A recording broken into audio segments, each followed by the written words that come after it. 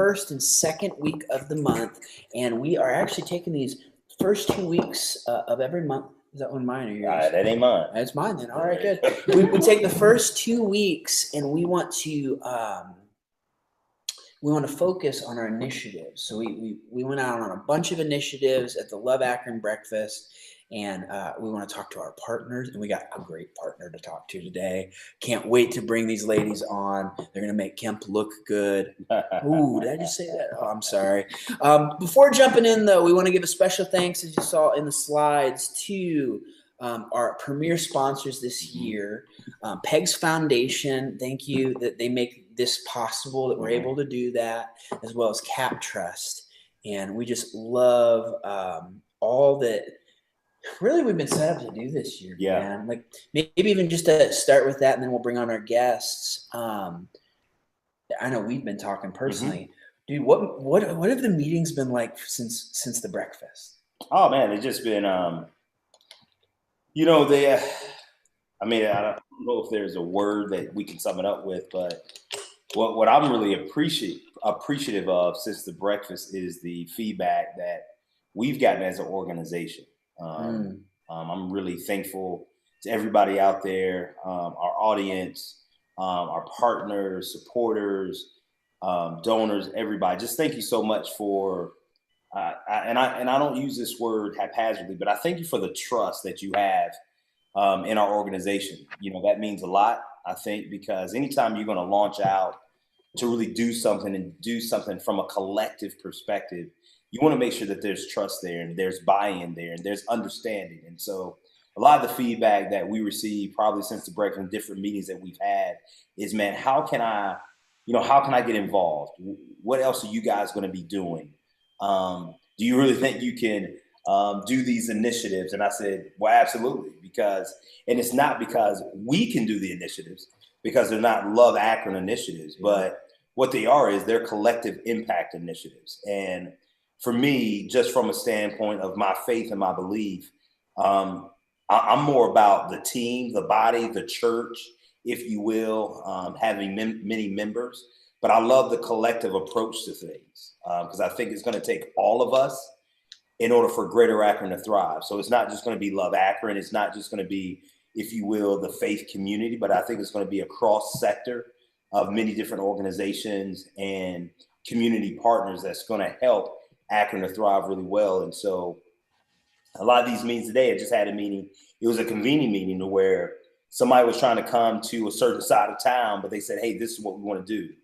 And I said, well, hey, I know 5 different people that are on that side of town really working in that same vein. Hey, why don't we all sit down and get a bite to eat together? And so we did. And needless to say, they're still there meeting now. I had to come and be with you all, but you got the check though, right? Yeah, I got the check. Okay, well, right? that's the most important. Like you're good, man. You're good. Yeah, Megan knows about getting the check. Megan's got a lot of checks in her life, but that's the beauty of it, right? It's we just help to set the table of what people desire to do, and we just help to convene and to connect people. Like that is, man. I drove back today, just really true story. As soon as I got in my truck, I said, God, thank you. Because sometimes when you're in the right place at the right time, doing the exact thing that you're supposed to be doing. And man, our guest is on the day, Megan Kleidon, helped me to understand that about me, which was my being. And I always say this whenever she's around, because she's spoken to my being a long time ago. And just to see how things are now working out for me personally, to have this platform, Love Akron, is just really awesome. So Megan, thank you as always. I am forever indebted because you said, why are you in that office? And I said, well, this is where I work. And it was like, no, you shouldn't be in that office. And so I want to hear, hold on. You breathed life into me. I love hearing that. I want to hear the other side because I got to hear this side of the story a bunch. Before jumping in, and our main focus here, we're on here with Gia and Megan from Red Oak, and this is our mental health and wellness initiative. Yeah. And man, with a strong focus on mental health first aid. Yes, because seeing the sign, we'll get into all that. Megan, Can you just introduce yourself, who you are, then Gia, and then I want to hear a little bit more from Megan about the other side of pushing coach into the deep end, because I love hearing about that. Yeah, sure. So I am Megan Kleidon. I am the president and CEO at Red Oak Behavioral Health, and proud to call myself a friend of Kemp Boyd. So I feel like we have, when I think about our story, I came in as the CEO to this organization, really in the footsteps, following in the footsteps of a founder who had been here for 45 years, running our organization. And so coming in and getting an opportunity to meet my leadership team. At that time, Kemp was part of that leadership team. So he was serving as the director of our outpatient services and running the Vassal Center, which is our outpatient center and 611 West Market Street. And but Kemp's a coach, right? So you call him coach. So Kemp was coach then too. And had worked prior to that in the organization providing CPST services in Kenmore Garfield High School. And so when I, as the newbie, came into town and rolled into the organization, I said, gosh, I want to see our schools. I want to see our partners and get to meet our people in their space. And how can I do that? And Kemp's name immediately came up as somebody who could introduce me to school services and introduce me to school partners, in particular in the Kenmore Garfield cluster. So he and I went on a little road trip. It was probably our first time spending like a really solid extended period of time together after I came into the organization. And he took me all around. We walked into Kenmore Garfield High School just as it was going into lockdown. And they had brought in the dogs and the police were there. And so it was an exciting array and an entry. When was this? When you say lockdown, when was this? Yeah. So this was 2018, early 2018. So, right. So lockdown then, right, just meant that everybody had to stay in space and the police and the dogs were in the hallways sniffing lockers. Means a different thing today, right? When we talk about lockdown. As soon as you said it, Megan, I was like, wait a minute, hold on. That was before all that. Okay, yeah, sorry, different lockdown. Okay. So I got a chance to see him in that space with his kids and the students that he works with the teachers and the staff. And there was just light in him that was so apparent. And as he and I met for the times following that little adventure, that light was not there. And so that's really the context for that statement was that he was missing his light. He was sitting in a job where he had skills, right? So he's got a degree that has given him the skills to do organizational management. But his light was out there. His light was in the community. His light was with people. It wasn't with process or systems. It wasn't behind a closed door. And so he was in this management day job gig that really didn't seem to feed his soul. And so it was really just an observation at the time, like, how come you're doing this? Like how life-changing it is. Because Coach has done the same thing with me. And so I just wanted to go back and say thank you, Megan, for that. Because I've gotten to receive that same it seems simple because you can just see it, but when you're in it, yeah. I want to introduce Gia real quick. What is your role, Gia, with Red Oak, and is the light still burning for you? And maybe a question to start with, but go ahead. Thank you. Yes, I am the manager of training development at Red Oak Behavioral Health. I'm super excited about this initiative here. It allows me to get out in the community and get people involved and get people involved in our mission and what I'm passionate about. So I'm really excited about this. It's something that I'm excited to work on. So thank you, Megan, for this opportunity. Mm-hmm. And our connection for G and I, we serve on the change direction through the Atom Board together. And so we had this, and me and Megan, we had actually kind of piloted together, say, hey, what can we always do together? Even once I'd left Red Oak, it was still like, okay, but we're still a team, right? I affectionately call Megan MKU and she calls me KBU because when you sit down, this is like going back to school. It's like going to university, right? And so we said, man, what would it look like for us to really make impact from a standpoint of mental health, right? Not just in the community as a whole, but across different sectors of the community. And so Megan, our team and her team, we sat down, I want to say, Megan, maybe about a month ago, and we start whiteboarding some things and some outcomes that we want to see regarding our mental health and wellness initiative with a really strong focus on mental health first aid. Megan, could you just tell us or talk a little bit about us? What does that look like, and what is mental health first aid? Yeah, of course. Sure. So, mental health first aid, probably the easiest way to understand what it is or how it works is to really step into a space of thinking about traditional physical health care first aid, right? So many of us have been through a CPR or a first aid course, right? And our CPR and first aid courses are there to teach us not the in-depth ways to respond, right? So Kemp and I talk about this, not teaching us how to do surgery when we see somebody with a broken leg, but it is teaching us how to approach somebody who has a broken leg and get them linked to the right person who is equipped to be able to help them fix their injury. And so really the easiest way to think about mental health first aid is to think that it's that same concept, but focused on mental health and wellness. And so really, it's giving you the tools to assist somebody who is experiencing a mental health or a substance abuse related crisis, not to be a therapist. So there's no license required to be certified in mental health first aid, but instead to be able to know what are the warning signs, what can I do, what's appropriate for me to do as a layperson when I encounter somebody who has a mental health crisis, and then who do I link them to? Where do I turn for help? What are the resources in my community to connect to, right?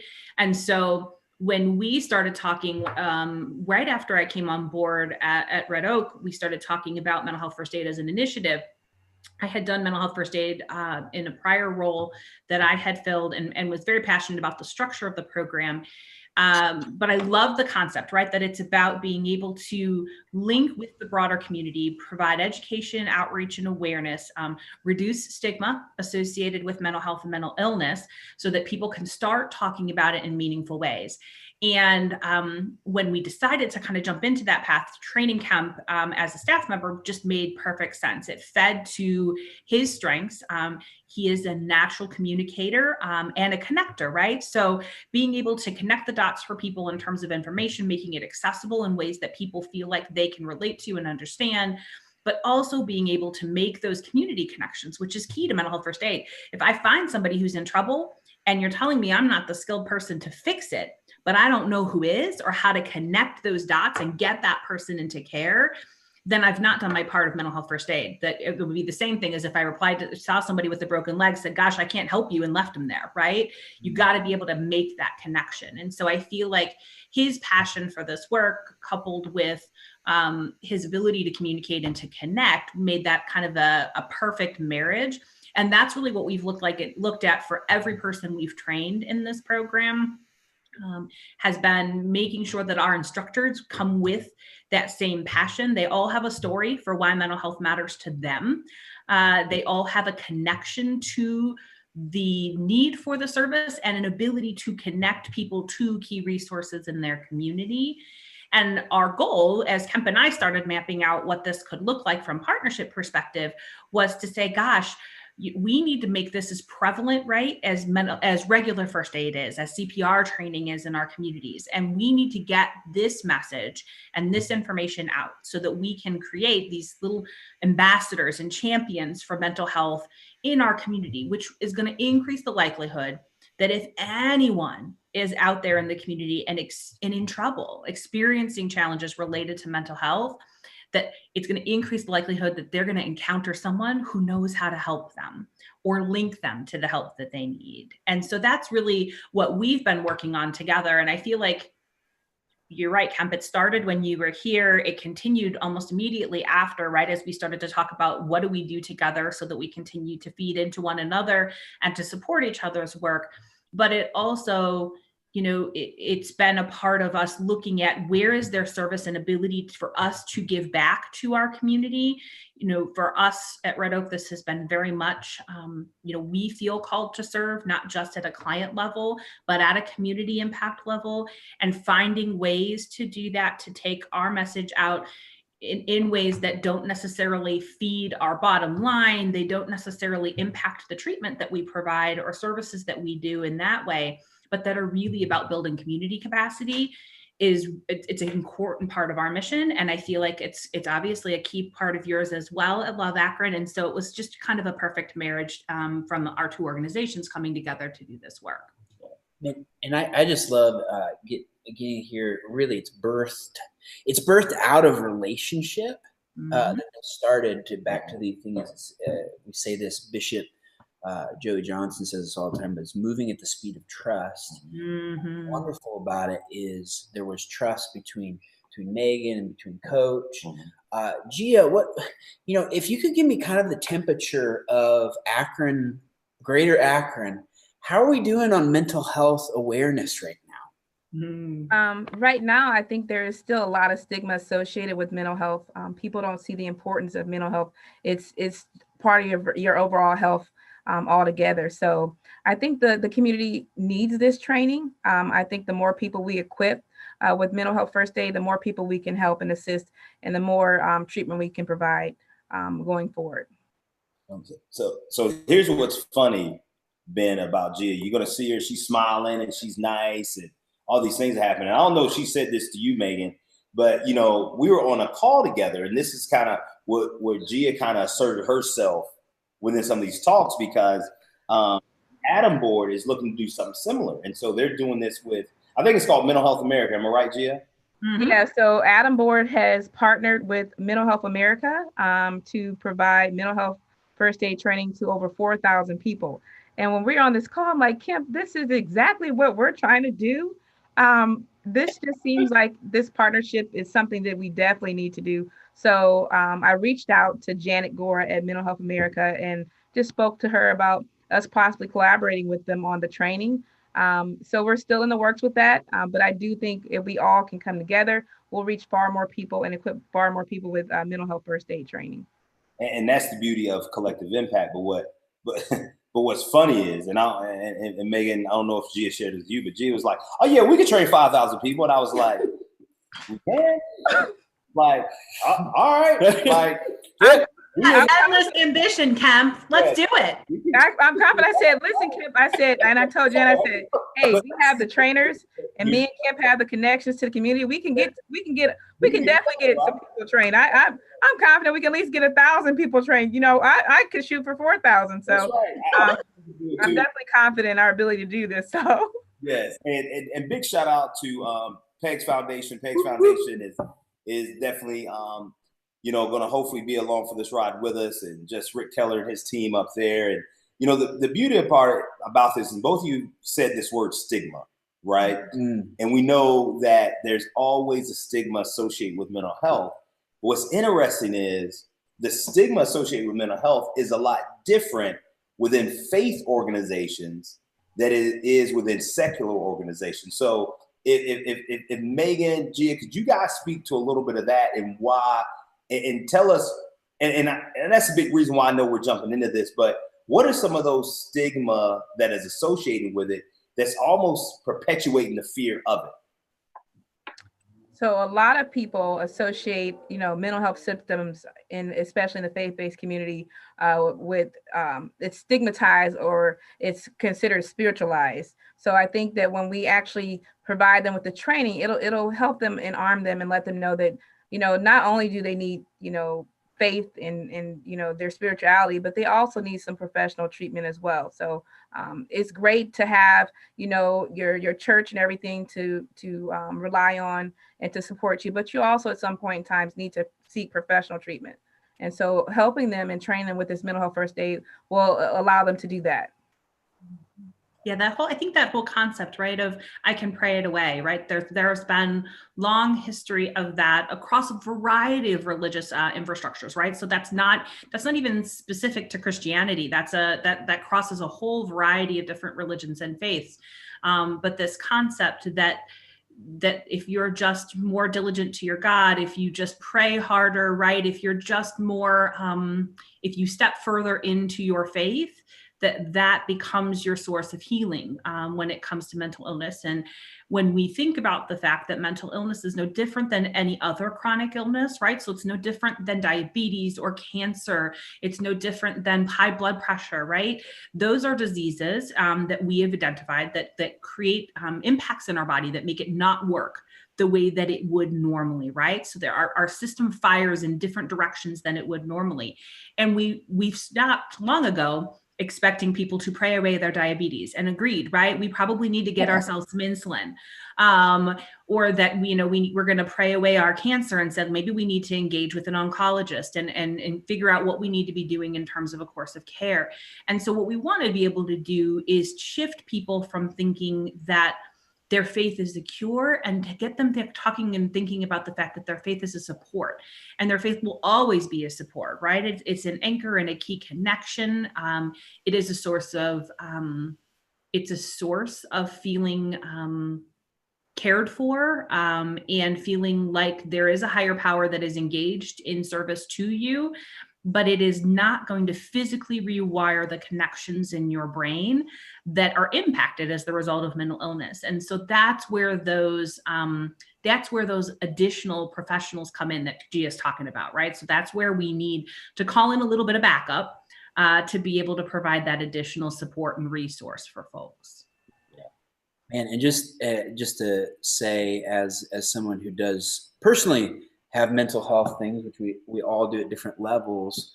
I was a pastor before, and I'm actually a pastor now. Again, it's interesting, but like, congratulations! I saw that. Thank you, crazy, right? Congratulations. But thank you. Do you ever stop being a pastor though? No. It's. I guess you're right. It's a white church thing, I guess, man. This ain't this show. This ain't wrong show. I'm sorry, guys. Wrong show. But no. Like, as somebody who struggles with that personally, I remember that being a very hard thing for me. Like hearing about breathing techniques when it came to anxiety. I'm like, whoa. I'm not. And it's like this total arm's length thing with things that could actually help me. Mm-hmm. And I think that's a lot of the desire. So I see Jill Whitmarsh, I think I'm saying that right, on Facebook.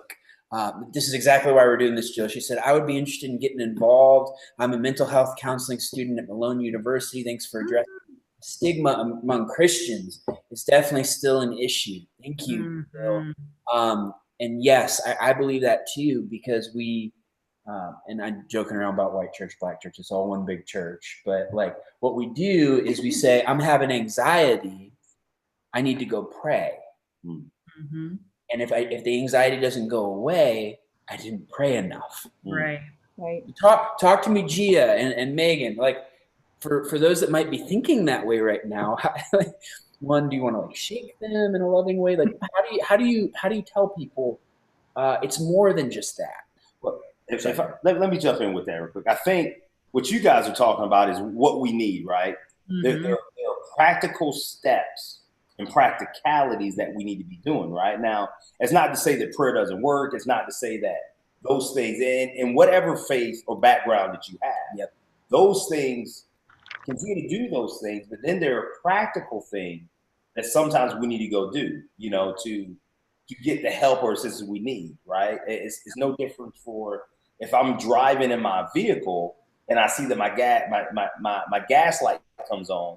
Well, I can pray that I get more gas, no doubt. Like, no, it's a good thing. I can pray for that, but at the same time, I'm coming up to a Circle K, Marathon, Gulf, whatever gas station, so I could use some practicality and put some gas in my vehicle, so I can continue to get to my destination. And this is what we're trying to do with our partnership. We're trying to say, hey, how do we bring about practical steps to help meet some of the needs within our community, right? It is having more tools in the toolbox. I've heard 2 different times this week, Megan and Gia.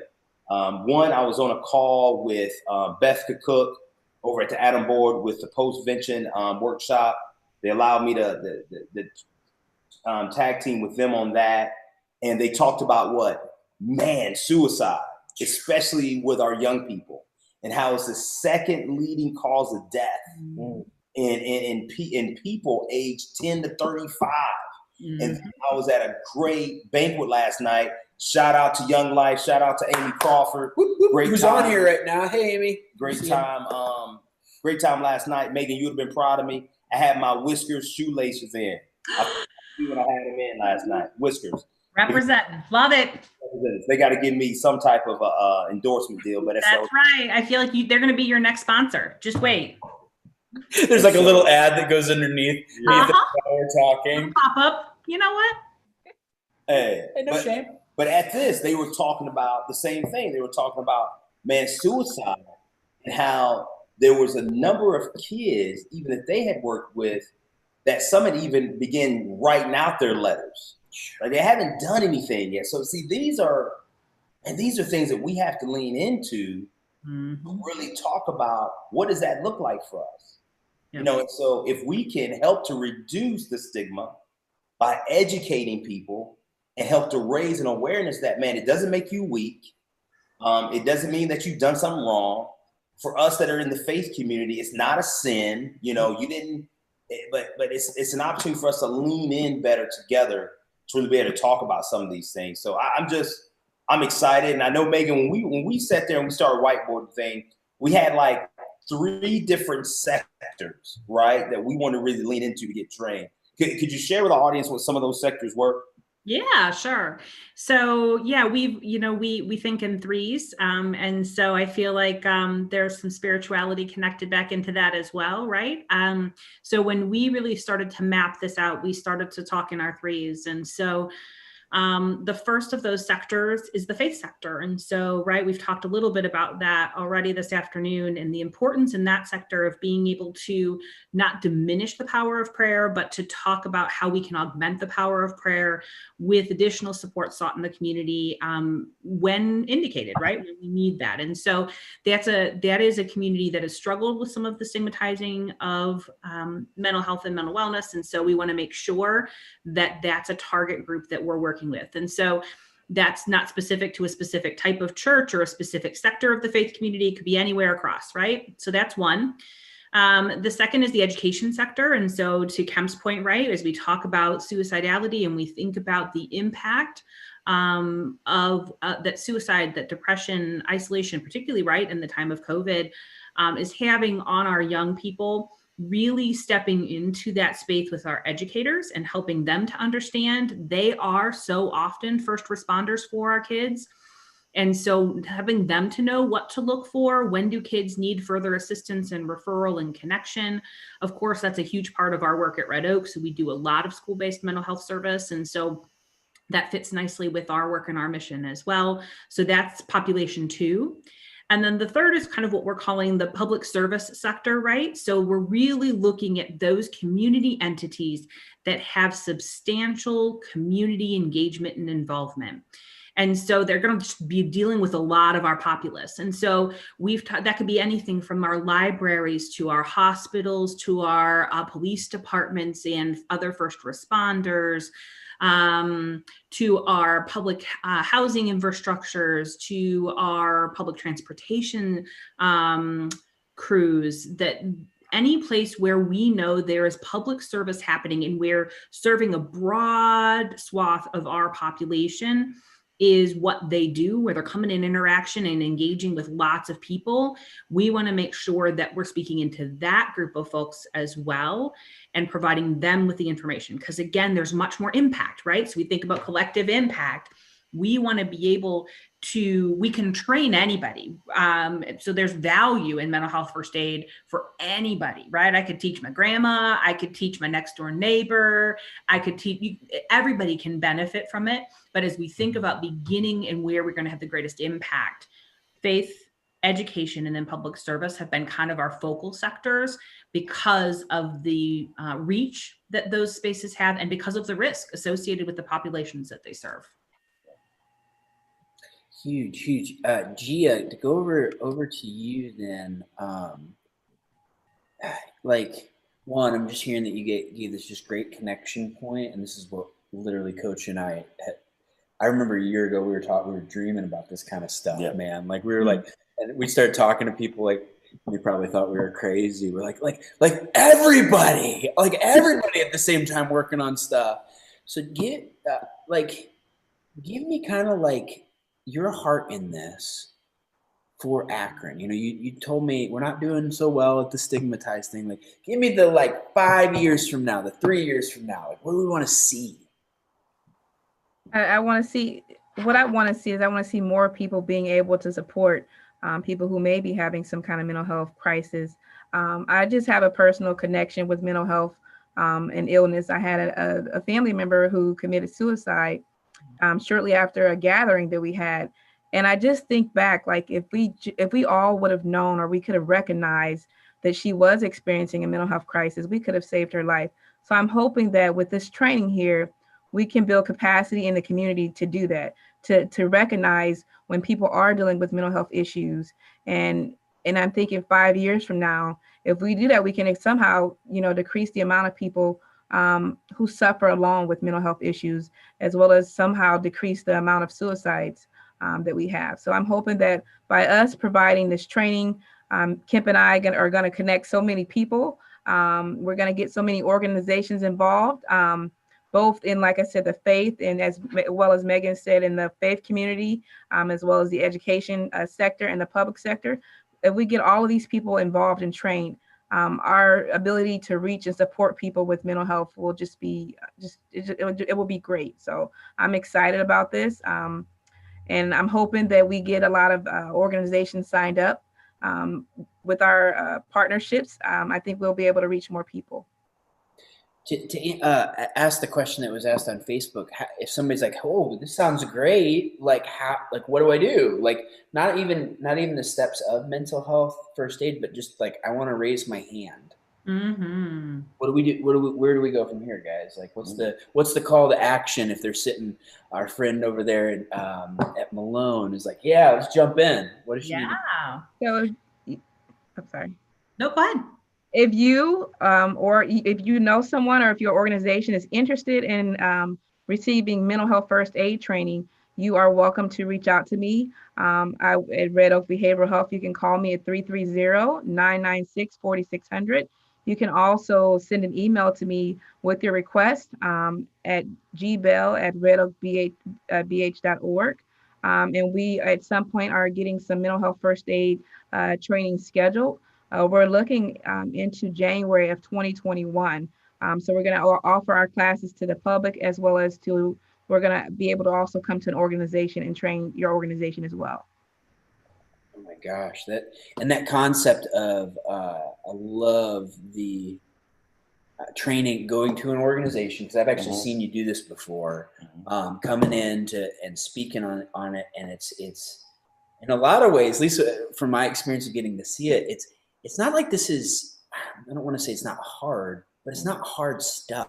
Mm-hmm. It's in a lot of ways, it's giving permission for people just to notice and talk to people. Yeah. So talk me through, Megan, real quick, like how accessible this is. Like, this isn't, you don't need a good degree for this. That's a big deal. Right. Yeah, right. So it really is. It's very simple, and it's things that I can teach to my own kids, right? I have a 12 and a 7-year-old. They can do this work. So mental health first aid really operates by an action plan called ALGE, right? So their little mascot for mental health first aid is a little koala, because this program was originally developed in Australia before coming to the United States. And so it's a little koala, his name is ALGE, and it's supposed to remind you kind of your steps. And so really the action plan is a 5-step plan, and each letter of ALGE's name connects to a different step of the process. And so the A for ALGE is assessing for risk of suicide or harm. So that's first making sure, is this person at imminent risk of harming themselves?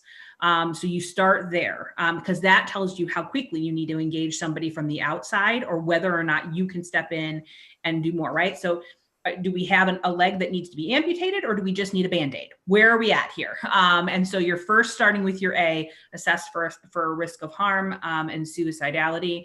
Your second step is to listen. So your L in ALGE is all about listening, and doing so without judgment. So sitting from a space of just being able to hear and listening to understand.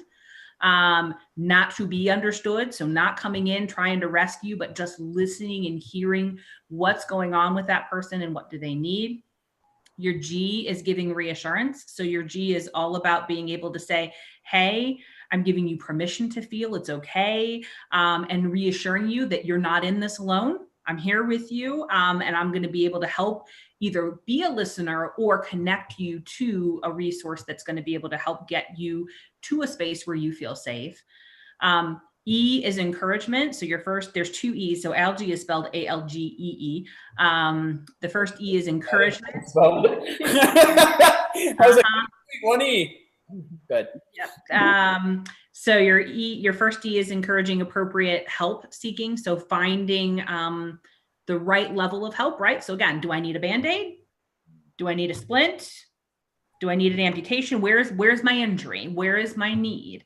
And then the last piece is really encouraging self-help. So if there's not professional help that I need, if my need is Band-Aid, what does that look like? And what are my self-help tools? And so we do learn some of those in mental health first aid. So things like deep breathing, which you referenced earlier, right?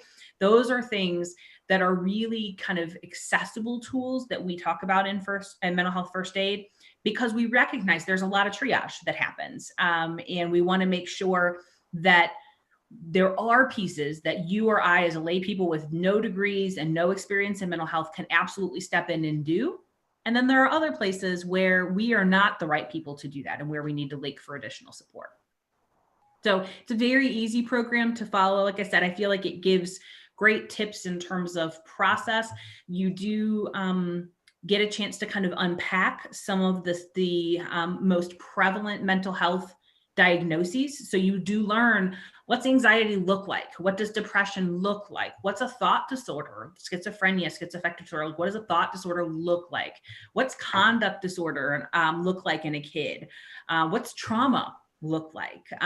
So you really get to chance to start to unpack, again, not super deep, right? We're not getting into that space, but enough to be able to understand, again, what are those signs and symptoms? How am I going to know if what somebody's experiencing is anxiety, if it's depression, if it's trauma related? How am I going to know what those might look like so that I can get them connected to the right resource if I'm not able to just be a listener and help? Just like first aid, you're not the one that's doing the surgery. Yep. But you can help call the people, if you will. Yep. Gia, is there anything that you, as far as like just letting people know the power of this program, anything that you would add to that? I think it's, like I said, and like Megan has said, it allows you to support someone until they're able to get treatment. So just like CPR, this will allow our community to support people who are experiencing mental health issues. The training is currently offered virtually. So there's 2 hours of self-paced instruction, and there's 4 hours of instruction led by an actual facilitator. So we would be able to still offer this program in the midst of COVID. So I'm really excited about this. And like I said, there is access to this course in the midst of COVID. And it is an evidence-based program. So, as Gia is kind of outlining it for you and what it looks like, it's important to know that there are rules as instructors. So when the process to become a mental health first aid instructor is pretty rigorous. Mm-hmm. So it's no joke. They put you through a week-long training, 8 hours a day for 5 days. You have to test at the end and be able to show that you can that you have learned the concepts appropriately, but also you have to perform in front of an audience to be able to show that you can deliver the information with fidelity. There are very specific expectations in terms of how that content is put in to the training that are part of the story and how it has to be delivered. So there is that it's important to understand that this is not, there's a lot of training right now. So we're in Zoom land, as I effectively call it, right? So we all live in Zoom land today. And perhaps maybe some of us have signed up for a Zoom training or two that we have maybe not intended to show up for, or maybe we thought we would show up for it, but then we were like, oh, they'll send me the slides later. You can't do mental health first aid that way. So similar to first aid and CPR in physical health world, You have to test at the end of mental health first aid and show that you've learned the concepts. And in order to become a certified instructor, so you get a card, just like you have your first aid card that you can carry in your wallet, you get a mental health first aid card. In order to officially become certified, you really do have to complete the program to fidelity. So you've got to do, as Gia's saying, both that first 2 hours of independent study, that asynchronous learning that you do at home and your jammies if you want, and then that 4 hours that you do while you're engaged with a trained facilitator. And I think about how much Gia knows about mental health first aid, or how much I know about mental health first aid at this stage, but neither of us are actually trainers in mental health first aid. So we know the program, we have been trained, so we are ourselves certified, but we're not certified trainers like Kemp is, right? So I couldn't stand up, even though I've gone through the program and I understand the content and I've worked in mental health for most of my life. I can't stand up and deliver this program and curriculum. Kemp can, because Kemp has that certification as a trainer to be able to deliver that information. And so you can only receive it from somebody who has that level of certification and access. And that's just speaking to truly the strength of this program. So when we're saying that it's an accessible thing and it's helpful for people, that doesn't mean that it's half done. No, Like this is a big deal. Yeah. And once again, guys, I'm just going to put this up on social as well.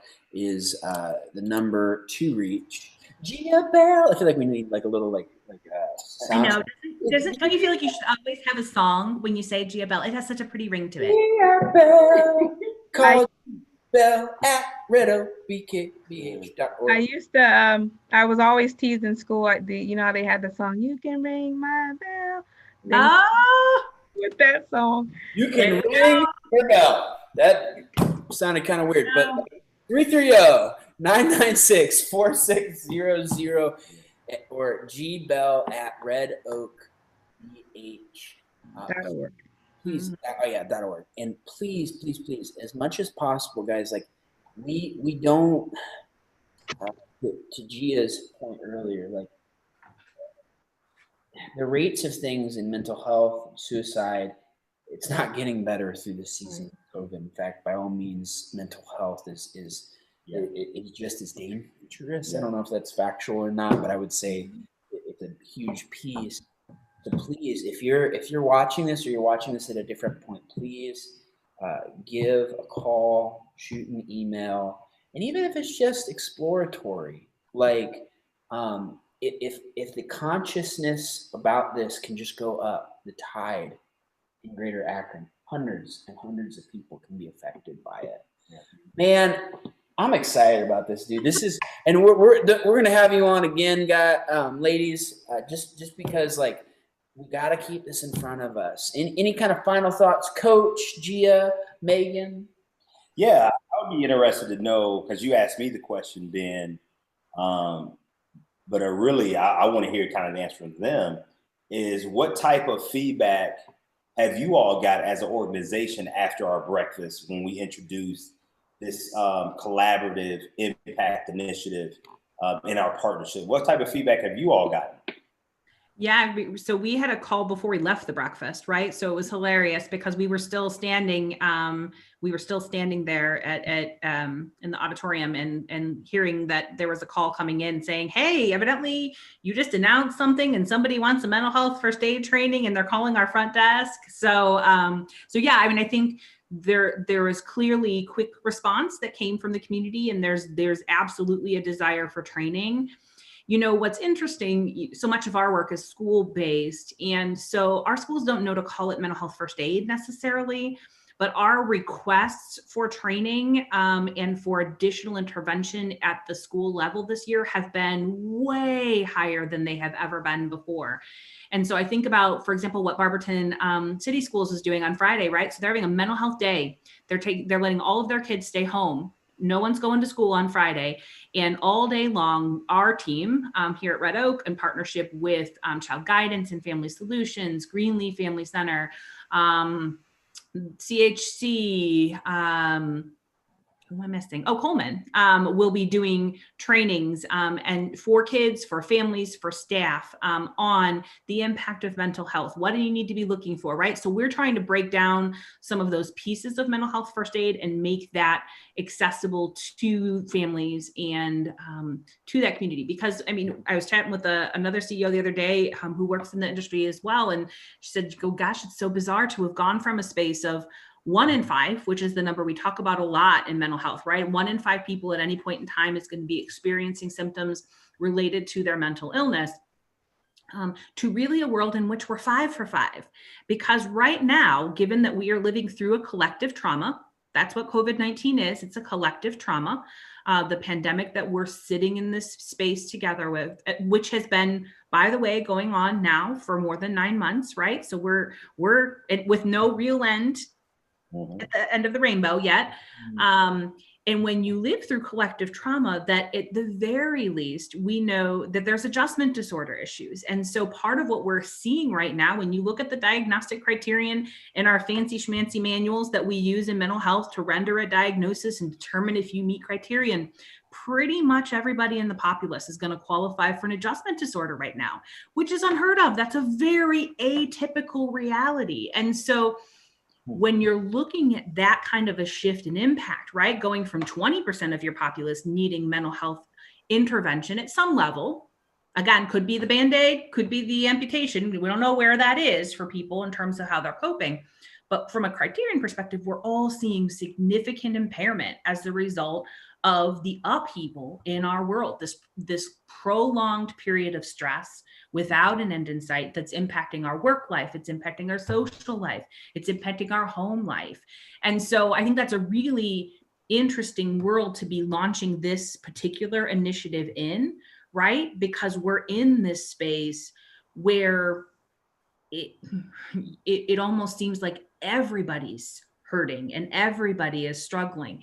The therapists are struggling, right? I'm talking with my own team. They're so busy taking care of everybody that they're like, hey, wait, who takes care of me? Because I'm struggling too when I'm living through this pandemic with you. So I think it's a really important time for us as a community to acknowledge we're going to have to lean into one another, and that all of us are doing some leaning right now, right? We're all asking for help and support and guidance and trying to feed one another and support one another through a collective trauma that is going to be ongoing for some period of time, right? We're not at the end yet. We're not at the beginning, but we're not at the end. So I think that's an important recognition to have. And I think it's feeding why so many schools and churches and community agencies are talking to us about this work, because they're feeling the impact of that trauma and not knowing what to do. So unlike before, where it was like, oh yeah, I know I need to talk about that mental health stuff with you, because if I've got a classroom of 20 kids, 5 of them probably need some additional support from you. No. Now we're talking about a world in which potentially all 20 of them and the teacher need support from you, right? And the same thing with our first responders, our nurses, our doctors, who have been showing up, our EMS, our fire, our police, right? Who are all trying to navigate through this crisis on the outside and figure out how to reimagine the way that they deliver care. So I do think it's got an enormous impact in our community, and the need is huge. And I think, the breakfast was the first of us kind of talking publicly about this in the stratosphere and putting it out there. But it's something that the community has been hungering for a long time, because they do feel a bit lost. They're not really sure what to do next. And they're all trying to find their ways to address it. Huge, man. I'm just so glad to hear that connection's taking place. Ladies, thank you so much for being here and partnering with us. Like literally, it's I love what Coach was saying earlier. These aren't Love Akron initiatives. These are collective impact initiatives, because there ain't no way that you guys can do it on your own. We can't do it on our own. And that's why we're inviting people into this together. And then, and only then, I believe that we can truly love Akron. So, ladies, again, thank you. Just let everybody. Oh yeah, Megan. Anytime I can get with some time with Megan is good with me and Gia. I like. Likewise, friends. I Thank love it. you. I love it. I love it. But one thing, just to let you guys know, coming up, we got a couple different events. One specifically that's very exciting is a citywide lament. Yeah. Coach, what is this? When is this? Why is this? Yeah, we're looking at December 17th. It's going to be 6 p.m. We're going to have a citywide, just a collective lament with one another. I think just as brothers and sisters in faith, because we need to. I mean, 2020 has been what it is. It's impacted all of us. I love what Megan said about collective trauma. I think obviously COVID-19 is that, but also you couple in some of the natural disasters as far as some of the wildfires that are out in California, whether it's some of the hurricanes that are happening down south, and also the racial tension. We just got through an election. At least I think we're through it. I don't know. But I think it's coming through. Yeah, all those things have put us in a place where we almost need to build an altar for our city locally, but also I think looking at what's going on nationally. But this is a way for us to come together within Greater Akron to pray and to lament together, to grieve together, because we have to learn how to, I believe, walk, work, and worship together, so that when 2020 comes in, we can usher in the new with joy, with gratitude and gratefulness, as we lean in just to trusting God just even more through these times, because it's been a year, and I know that a lot of times we kind of rush to get out of it, and I get that and I understand it, but I do believe all things work together. If we can just stay in this thing together and continue to encourage one another. And so that's something we got coming up December the 17th. It's going to be at 6 p.m. in the evening. It's going to be a special time for us. We're excited about it. We're going to do it through Zoom. And there's going to be some leaders in our faith community that's going to be there alongside with us to help lead us through that experience. And so we're just excited because this is a part of our One City initiative. Our One City initiative is we believe that whenever God spoke, he spoke to the church of the city. And so we want to make sure, again, just in the theme of our collectiveness, how can we continue to show that image of collectiveness as a city and as a group? So we're excited about it, man. December 17th at 6 p.m. 6 p.m. Yep. 6 p.m. and it'll be on Zoom. So by all means, very safe and thought through in that way. And ladies, if you don't mind, I'm sorry, I muted you just a second ago. If you unmute it, we always end our time together saying this, and we just say Love Akron. Well, we can't forget about next week. Oh, I'm sorry. I'm third Wednesday of the month. Connection versus collision. The Black-White conversation continues.